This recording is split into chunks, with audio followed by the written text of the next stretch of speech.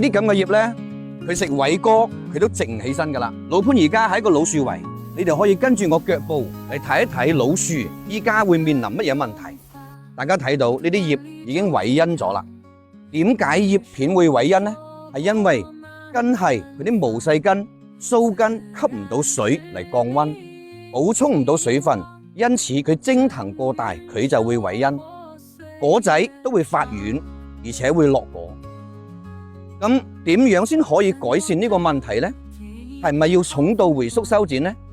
如果你可惜嘅話，可以唔重蹈回宿，但係我哋要做到最重要一步就係快速生根。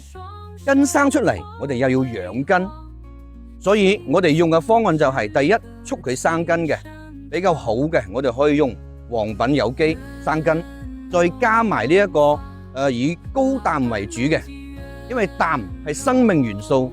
高氮為主嘅可以養到呢棵樹嘅果，養到葉，仲可以養到根。根嘅生長都要靠氮。咁第三個，我哋養根最好嘅係咩呢？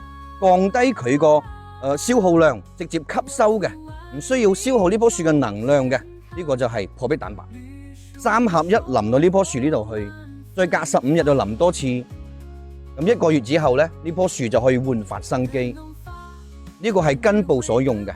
咁喺葉片嗰度呢，我哋要快速提供有機質，因為佢係缺咗水、缺咗有機質，所以我哋要快速補充呢啲葉先可以直起身。呢啲葉全部耷喺度，佢唔直起身，佢光合作用係好低嘅。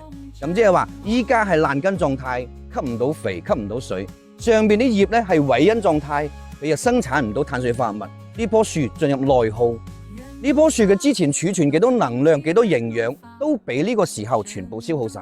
所以先至會出現葉部萎茵落果嘅現象，所以我哋要做好2步，根部生根加養根。咁葉片呢，我哋一定要促進葉片油量。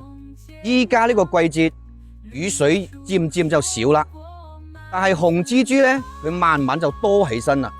咁嘅藥樹一定係紅蜘蛛嘅美中食、盤中餐，所以我哋要將葉片提亮佢，減少紅蜘蛛對佢嘅2次危害，所以我哋用綠標光能 1.8 打落去，盡量10日左右，令到佢葉片油亮，令到佢葉片可以伸展，佢咁樣就可以更加好咁促進光合作用，生產更加多嘅養分嚟養根、養果、養葉。根葉我哋要結合使用，唔可以話生咗根你唔理上面，或者係你噴咗上面唔理下面，呢棵樹都好難存活。新會咧有好多呢啲老樹圍老樹圍都會碰到咁嘅情況，大家可以作為一個參照。